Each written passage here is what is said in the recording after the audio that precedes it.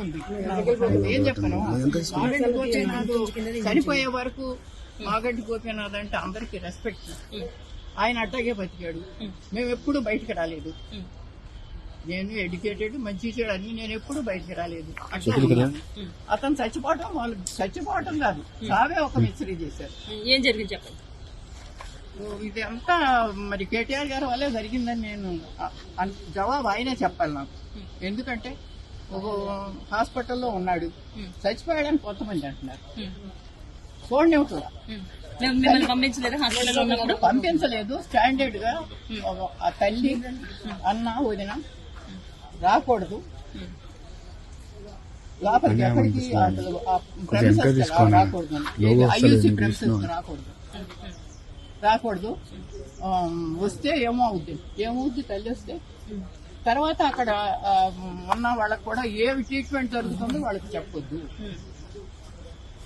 అసలు జబ్బు చేసిందే నాకు తెలియకుండా హాస్పిటల్కి తీసుకెళ్ళిందే నాకు తెలియదు.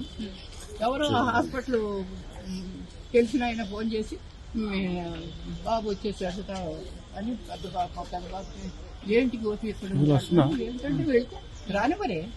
అలాగే ఇప్పుడు కూడా వాళ్ళ కొడుకుని కానీ మీరు ఎందుకు చనిపోయినప్పుడు ఎందుకు రాలేదని చెప్పి అయితే అడుగుతున్నారు. భార్య ఎందుకు రాలేదు, కొడుకు ఎందుకు రాలేదు, గోపీనాథ్ గారు చనిపోయినప్పుడు ఏ కారణం చేత వాళ్ళు రాలేదు.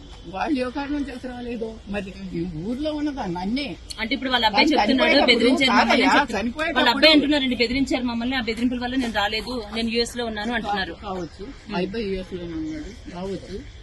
ఎందుకంటే నేను ఇంట్లో ఇక్కడ పిల్లడు అక్కడ ఉండంగానే ఇంకా చనిపోయాడో లేదో తెలియదు, వెంటిలేటర్ లో ఉన్నాడు. ఒక్కసారి చూస్తానంటేనే నన్ను కన్న తల్లిని, ఆడికి 63 ఏళ్ళు, నాకు 92 ఏళ్ళు. ఏమ్మా చివరి దశలో ఇటువంటి బాధ వచ్చింది ఏంటి? పిల్లని చూస్తానంటే చూడలేకుండా చేసి 3 రోజులు మరి వెంటిలేటర్ లో అట్టు పెట్టారు. నాకేంటి డాక్టర్స్ రావచ్చమ్మా అంటే నాకు తెలియదు కదా, ఆశ అనమాట. వస్తాను అక్కడే పడినా. ఈ కేటీఆర్ గారు ఒకసారి వచ్చారు, వచ్చినప్పుడు అయ్యా నా నీకు రానివ్వట్లేదు కొంచెం చెప్పాయా అంటే గమ్మని తలుపు మూసుకుని వెళ్ళిపోయాడు. కానీ అయ్యో వస్తాను చూస్తాను ఏంటమ్మా అని మాట కూడా అడగదు ఆయన.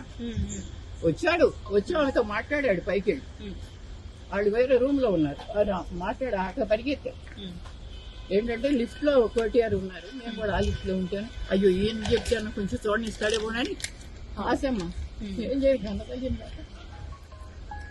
ఆశతో పరిగెడితే ఆగమ్మ లోపలికి వెళ్ళి వస్తాను, లోపలికి వెళ్ళి ఇంకో దారి నుంచి